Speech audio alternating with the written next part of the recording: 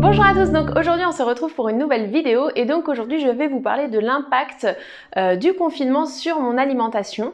Alors je rappelle que je suis une ancienne obèse, que je pesais à l'époque 110 kg et qu'il y a maintenant 3 ans j'ai eu recours à une sleeve pour m'aider à perdre du poids et j'ai donc perdu plus de 40 kg depuis. Voilà. Alors je voulais vous faire cette petite vidéo puisque effectivement je vous ai fait donc dernièrement une vidéo pour vous parler de mon poids, du fait que je mangeais peut-être de manière moins équilibré, etc. Ces derniers temps, mais j'ai également constaté que ma manière de consommer et de m'alimenter avait aussi beaucoup évolué avec le confinement pour plusieurs raisons. Donc la raison principale, c'est que j'évite un maximum de sortir.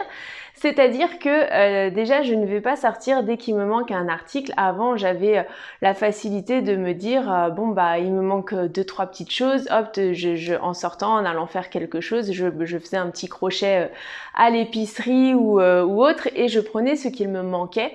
Maintenant je ne fais plus du tout ça, c'est-à-dire que je fais mon plein de courses et je retourne en course quand mon frigo et mes placards sont vides ou qu'il n'y a plus suffisamment pour faire un repas complet. Voilà, en gros c'est ça.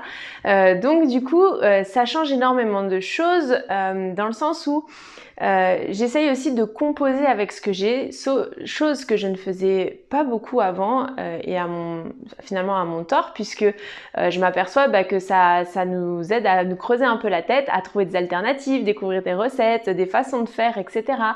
Quand il vous manque un article, au lieu de se précipiter chez le commerçant, essayez de le remplacer par un autre.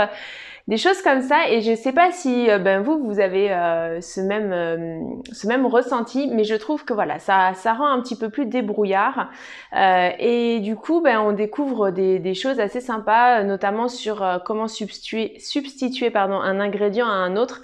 Ça c'est très intéressant je trouve pour le quotidien, et parfois on découvre en plus de ça que par exemple certains aliments qui sont très gras peuvent être remplacés par d'autres qui sont moins gras, comme dans certaines recettes avec de la compote et le beurre, les choses comme ça.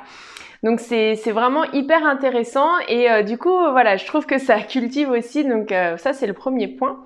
Mais il y a aussi sur tout un tas de choses de consommer, c'est-à-dire que avant effectivement j'avais tendance à faire des drives, mais certains produits aller plutôt en magasin, les choisir, etc. Or là actuellement je favorise que la livraison ou le drive quand c'est pas possible.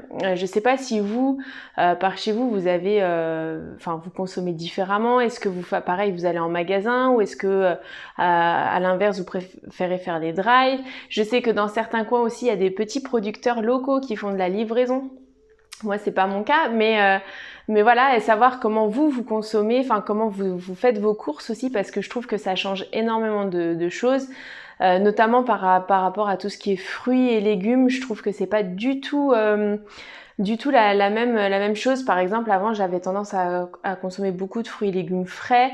Maintenant, comme je peux pas choisir mes fruits et mes légumes, j'ai tendance à prendre plutôt des fruits et légumes surgelés, des choses comme ça. Donc ça change quand même pas mal mes habitudes, puisque voilà, faut se réadapter. Après, encore une fois, c'est que de l'adaptation, et heureusement notre cerveau est bien fait, on s'adapte vite. Mais voilà, pour vous dire que ça change quand même pas mal de choses. Alors à la fois sur certains points, comme toujours, c'est positif, et puis sur d'autres, on a un peu plus de mal à s'adapter, mais je trouve ça aussi très très bien. Et même sur mes enfants, en fait, ça a aussi un impact, parce que mes enfants, c'est vrai qu'ils ont toujours eu l'habitude, voilà, ils vont dans le réfrigérateur, ils trouvent des desserts, ils trouvent ceci, ils trouvent cela, et je trouve ça bien aussi qu'ils comprennent, parce que là ils l'ont vraiment compris, c'est-à-dire que je sais pas, une fois il y avait un dessert que un de mes enfants aurait aimé avoir, il y avait plus, il y en avait d'autres, mais celui qu'il aurait aimé avoir n'était pas là, et c'est vrai que par habitude ou par facilité, voilà, peut-être que dans les 48 heures ou 72 heures, j'aurais eu l'occasion de passer à côté de l'épicerie et puis j'aurais peut-être pris.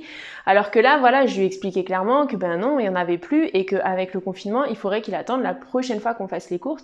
Et en fait, il a très bien intégré ça aussi. C'est preuve que parfois, c'est nous qui leur créons des besoins, ou qui les mettons, en fait, qui leur servons tout de suite ce dont ils ont besoin. En tout cas, c'est la réflexion que moi, je me suis faite par rapport à cette situation.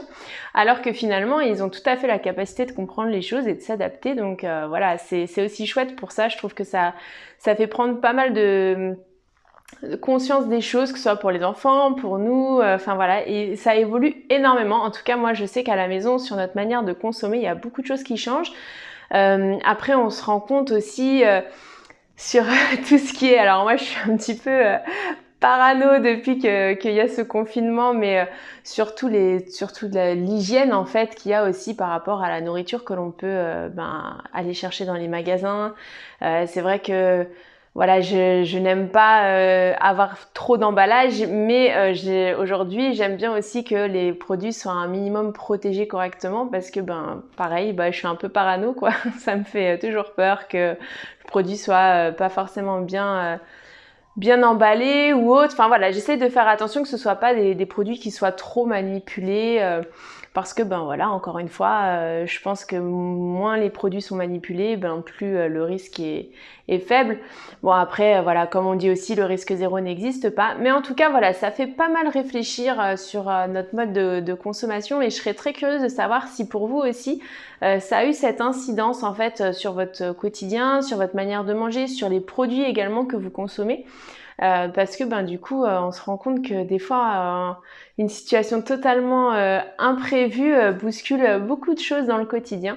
Donc n'hésitez pas à me dire en commentaire comment ça se passe pour vous. Est-ce que vous êtes drive, livraison ou au contraire non, vous changez pas vos habitudes et vous allez au magasin. Voilà, je serais curieuse d'échanger avec vous là-dessus. Et puis pensez bien à liker et à partager et je vous dis à demain pour une prochaine vidéo.